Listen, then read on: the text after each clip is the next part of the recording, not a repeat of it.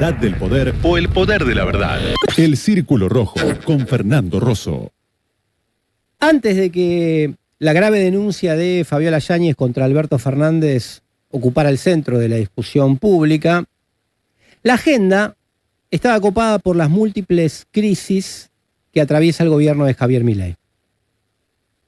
El laberinto en el que entró el esquema económico, el agravamiento de la situación social, signos de creciente malestar en amplios sectores de la sociedad, críticas esto es públicamente, de empresarios muy importantes, como Paolo Roca, un recrudecimiento de las internas en el seno de La Libertad Avanza y el distanciamiento de un aliado clave para la coalición de gobierno, como es Mauricio Macri. Un distanciamiento que cada vez se va transformando en un enfrentamiento abierto. La visita de los 6 diputados de La Libertad Avanza a militares genocidas, condenados por delitos de lesa humanidad en el penal de Ezeiza, sumaba otro escándalo, que además provocó divisiones en el corazón del oficialismo. En el Congreso, el gobierno tiene el riesgo de naufragar en resoluciones como el aumento de los fondos reservados para la CIDE, se la pueden voltear. Los pliegos de los jueces propuestos para la Corte también corren riesgo. Y podía avanzar, como quizás suceda, una propuesta de aumento de los saberes jubilatorios que pondría a Milei en la incómoda situación de tener que vetar una ley.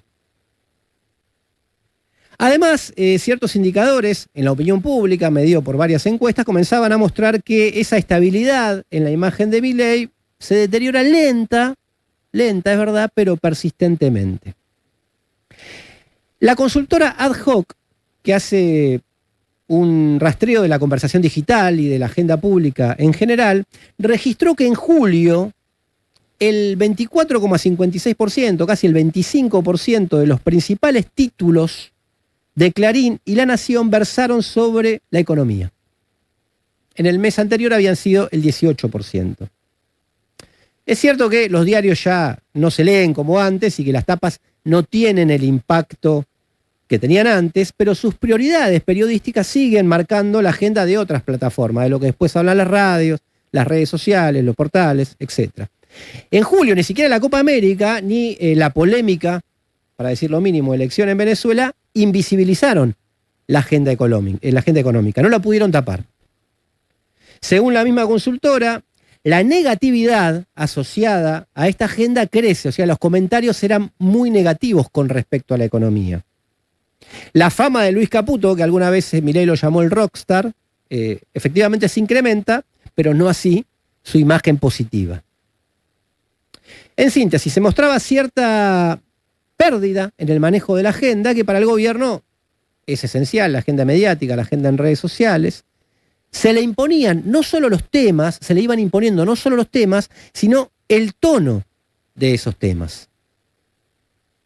Hoy se conoció un dato más que puede agravar esta situación, la inflación de la Ciudad de Buenos Aires, que mide los precios en la ciudad, dio que en julio fue el segundo mes consecutivo de aceleración inflacionaria.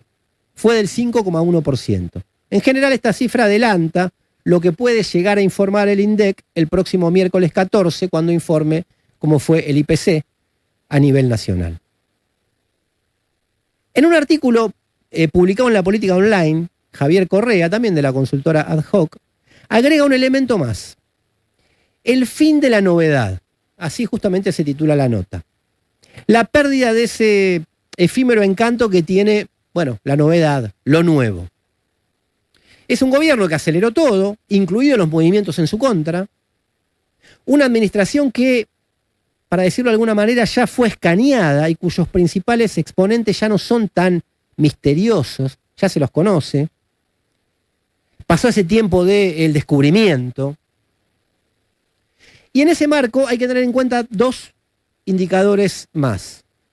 Por un lado, el índice de culpabilidad, es decir, quién tiene mayor responsabilidad en la situación de la economía actual, en la situación económica actual, la necesidad de que no se achique ese espejo retrovisor sobre la actuación del gobierno anterior. Bueno, los resultados ya registran un aumento en el número de personas que, adjudican al gobierno de Milei la principal responsabilidad por la situación económica actual. Está parejo, pero antes se responsabilizaba mucho más al gobierno anterior. Y otro indicador es el cruce entre la aprobación del gobierno y la aprobación de la gestión económica. En esto hay brechas muy importantes de varias consultoras. Por ejemplo, la que midió la Universidad de San Andrés. Brechas que pueden alcanzar hasta 12 puntos. No sé, 48% aprueba el gobierno, 36% aprueba la gestión económica. Muy grande la diferencia. Obviamente en detrimento de la gestión económica. De alguna forma esto habla de expectativas y realidad. Todo este escenario está cruzado además por, la reactivación de la conflictividad social, docentes en varias provincias, Córdoba y Neuquén como casos destacados, huelga de los aceiteros en centros productivos estratégicos para la exportación del país, lucha contra despidos como en el frigorífico rioplatense, huelga en el gremio ceramista extendida a nivel nacional, menos conocida pero muy extendida, o conflictos como el del neumático o el Hospital Posadas, que siguen su curso. La marcha de la CGT, la CTA, los movimientos sociales, la iglesia, fue lo más moderado, para variar, de todas estas acciones. Bueno, en ese contexto irrumpió el escándalo y la denuncia contra Alberto Fernández por violencia física ejercida contra su ex esposa. Esto habla de un tremendo doble discurso, de una doble moral del expresidente, obviamente, que se presentaba en público como el más feminista y como el que estaba poniendo fin al patriarcado, que usufructuó esas banderas políticamente para intentar fortalecer a su gobierno y estatalizar o gubernamentalizar al movimiento feminista o de la diversidad. Es un hecho extremo, repudiable y aberrante si se confirman todas estas acusaciones. Ahora, corresponde hacer un análisis político porque es un tema atravesado por la política de punta a punta. Porque el doble discurso es constitutivo de una estrategia política, de la estrategia del mal menor. El que mejor expresó esto fue Juan Grabois, que en un extenso posteo en las redes sociales intentó explicar, justificar, casi que se explicó encima porque era larguísimo, y para justificar esta estrategia dijo que Daniel Scioli, Alberto Fernández y hasta Sergio Massa eran indignos, inmorales, panquequeros, hipócritas, loperreguistas, ventajeros, y creo que había todavía más calificativos. Todas acusaciones que no hizo en su momento. Es más, se indignó contra quienes marcaban esas características.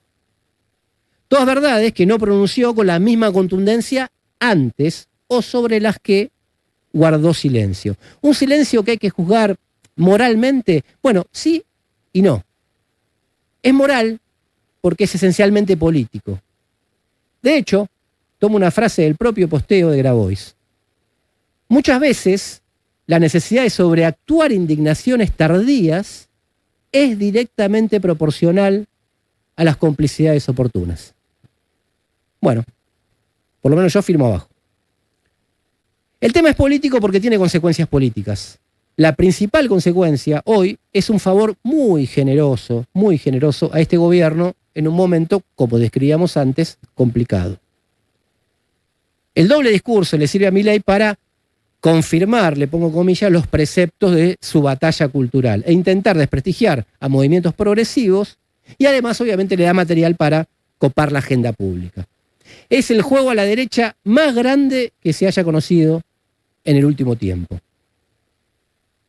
Ahora, también hay que tener en cuenta una cuestión. Nadie le puede pedir a la batalla cultural, le pongo comillas, más de lo que la batalla cultural puede dar. El neoliberalismo progresista entró en crisis por los resultados concretos, más por lo neoliberal que por lo progresista, si me preguntan. Unos resultados que el neoliberalismo reaccionario tampoco está obteniendo ni de cerca. Es más, está agravando la situación en todas las esferas de la vida social.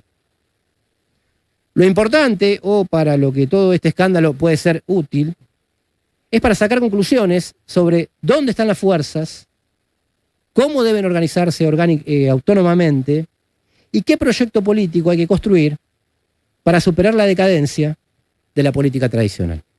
Que no te gane la indiferencia. Toma partido en el Círculo Rojo con Fernando Rosso.